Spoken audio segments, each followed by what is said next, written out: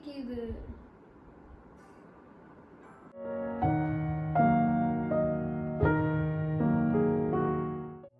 Hi all, எல்லாருக்கும் வணக்கம். Welcome back to our channel. இன்றைக்கி வந்து ஒரு vlog தான் பார்க்க போகிறோம். இது எனக்கு ஒரு ஸ்பெஷலான vlogன்னு சொல்லலாம். ஸோ வீட்டுக்கு வந்து பீயிங் ஹவுஸ் ஒய்ஃபாக போடுற ஃபர்ஸ்ட் vlog. ஸோ வீட்டுக்கு வந்த உடனே பார்த்திங்கன்னா க்ளீனிங் ப்ராசஸில் இறங்கியாச்சு. காலையில் வந்து பெருசாக டிஃபன் எதுவும் சாப்பிடல, ஓட்ஸ் சாப்பிட்டுட்டு வீட்டில் எதுவும் இல்லவும் கூட. ஸோ அதனால் க்ளீனிங்கில் முதல்ல இறங்கியாச்சு. என்னோடய ஃபர்ஸ்ட் ப்ரையாரிட்டி வந்து கிச்சன் தான். ஸோ ஃப்ரிட்ஜு வந்து ரொம்ப நாளாக வந்து க்ளீன் பண்ண நினச்சிட்டு இருந்தால் ஃப்ரிட்ஜு ஃபுல்லாக கம்ப்ளீட்டாக உள்ளே இருக்கிறதெல்லாம் எடுத்து வாஷ் பண்ணிவிட்டு ஸோ அந்த வேலையில் இறங்கிட்டேன். அண்ட் கிச்சனும் வந்து நல்லா க்ளீன் பண்ணியாச்சு. என்ன தான் நம்ம வீட்டுக்கு விட்டு போகும்போது க்ளீனாக விட்டுட்டு போனாலுமே வரும்போது கொஞ்சம் டஸ்ட்டாக இருக்கும். அண்ட் ஃப்ரிட்ஜெல்லாம் மூடியே இருக்கிறதுனால ஸ்மெல் பயங்கரமாக வரும். ஸோ அதனால் அதெல்லாம் கம்ப்ளீட்டாக க்ளீன் பண்ணிவிட்டு அதுக்கப்புறமா ஆன் பண்ணிடலாம் பண்ணிகிட்ருந்தேன். அண்ட் கிச்சன் வந்து பயங்கரமாக ஒரு மாதிரி எண்ணெய் பிசுக்காக இருந்துச்சு. ஸோ அதுக்கப்புறம் எனக்கு சமைக்கவே தோணலை. ஸோ க்ளீன் பண்ணிவிட்டு தான் சமைக்கிறோம் அப்படின்னு சொல்லிட்டு எல்லாமே பக்காவாக க்ளீன் பண்ணிகிட்ருந்தேன். உங்களுக்கு இது என்னை பற்றி தெரியுமே, நிறைய பேர் முன்னாடி வ்ளாக் பார்த்துட்டுலாம் எனக்கு பர்சனலாக மெசேஜ் பண்ணியிருக்காங்க, எனக்கு தெரிஞ்சவங்களாம். எதுக்கு இவ்வளோ வேலை பார்க்குறீங்க, எதுக்கு இப்படிலாம் க்ளீன் பண்ணுறீங்க அப்படின்னு. ஸோ எனக்கு வந்து அது ஒரு ஹேபிட் ஆகிடுச்சு. நம்ம 2 பேர் தான் இருக்கோன்னும் போது நாங்கள் தான் செய்யணும் அதை. ஸோ எனக்கு வந்து க்ளீனாக நீட்டாக வச்சுக்கிறது பிடிக்கும் அப்படின்றதுனால நான் அதை வந்து செஞ்சுட்டே இருப்பேன். சம்டைம்ஸ் வந்து போர் அடித்தா கூட க்ளீனிங்கில் இறங்கிட்டோம், இல்லை மூடு சரியில்லைனா கூட க்ளீனிங்கில் இறங்கிட்டோம் அப்படின்னா ஒரு மாதிரி ரிலாக்ஸ்டாகவே இருக்கும் எனக்கு அது. ஸோ அதனாலேயே வந்து நல்லா பண்ணுவேன். அண்ட் இப்போது வந்து ஆப்வியஸாக க்ளீனிங் தேவைப்பட்டுச்சு, அதனால் கம்ப்ளீட்டாக இறங்கியாச்சு. ஸோ ஃப்ரிட்ஜெல்லாம் ஃபுல்லாக க்ளீன் பண்ணிவிட்டு அதுக்கப்புறம் வெளியே கொஞ்சம் வந்து இந்த கையை நம்ம அடிக்கடி வச்சு திறக்கிறதுனால கையில் இருக்க டஸ்ட்டு, கையில் சம்டைம்ஸ் எதாவது சமைச்சிட்டு அப்படியே திறந்துருப்போம். ஸோ அப்போ வந்து எதாவது ஒட்டும். அதனால அதையும் நல்லா க்ளீன் பண்ணிகிட்ருந்தேன்.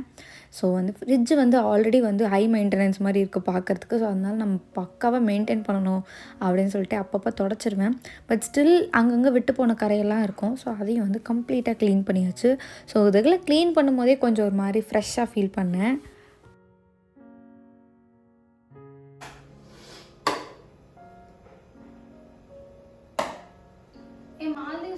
ஒட்ட போறீங்களா?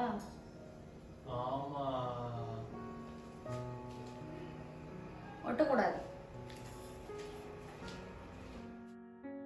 அண்ட் எனக்கு வந்து பசிக்க ஆரம்பிச்சிருச்சு. ஸோ கடகடன் முடிஞ்ச அளவுக்கு கிச்சனை க்ளீன் பண்ணிவிட்டு குயிக்காக என்ன பண்ணேன், வெங்காயம் ஆல்ரெடி வச்சுட்டு போயிருந்தேன். ஸோ வெங்காயம்லாம் எதுவும் ஆகாதுன்னு சொல்லிட்டு வச்சுட்டு போயிருந்தேன்.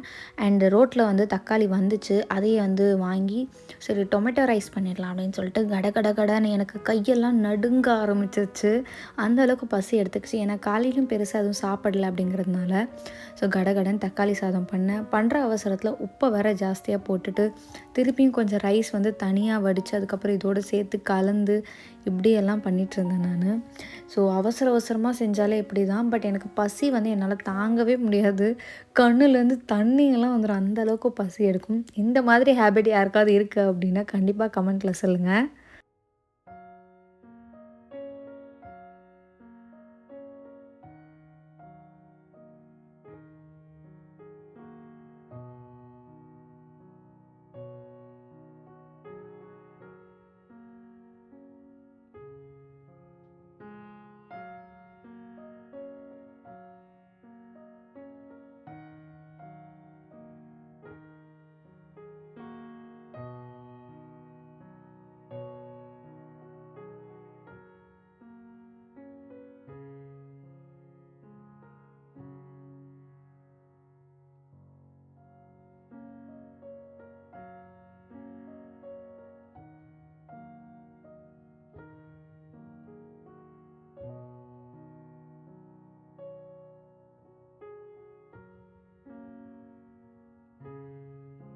ஸோ குக் பண்ணி சாப்பிட்டு குளிச்சதுக்கப்புறமா சூட்கேஸை அன்பேக் பண்ணுறது, பேக்கிங் கூட ஈஸியாக பண்ணிடலாம். இந்த அன்பேக் பண்ணுற வேலை தான் வந்து ரொம்ப ரொம்ப ஒரு மாதிரி ஹெக்டிக்காக இருக்க மாதிரியே இருக்கும்.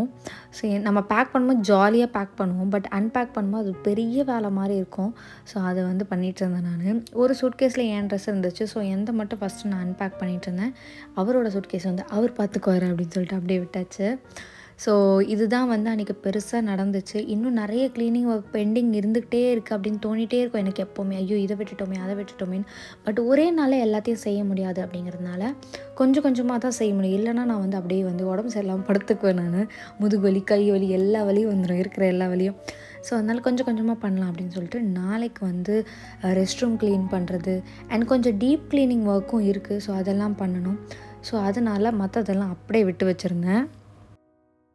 இங்கே பெங்களூரில் வந்து நாங்கள் 2 வீக்ஸாக இல்லாததுனால மழையா என்னன்னு தெரியல, வந்து ஒரே பால்கனியெல்லாம் ரொம்ப நாஸ்தியாக இருந்துச்சு. ஒரே மண், இந்த மழை பெஞ்சு மண்ணெல்லாம் இருக்கும்.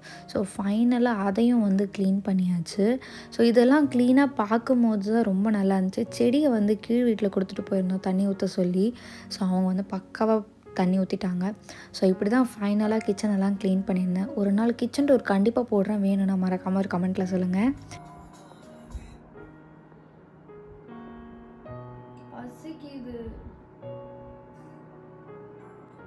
அண்ட் நைட் எல்லா ஒர்க்கும் முடிச்சுட்டு டின்னரும் முடிச்சுட்டு ரிலாக்ஸ்டாக பெட்டில் படுக்கும்போது தான் ஒரு மாதிரி சாட்டிஸ்ஃபைடாக இருக்கும். அண்ட் நயன்தாராவோட அந்த ஒரு போஸ்ட் வந்து பார்த்துட்டு அதை பற்றியும் பேசிகிட்டு இருந்தேன். ரொம்ப அழகாக இருந்துச்சு. ஸோ தேங்க்ஸ் ஃபார் வாட்சிங். இன்னொரு வீடியோவில் மீட் பண்ணுறேன். பாய் பாய்.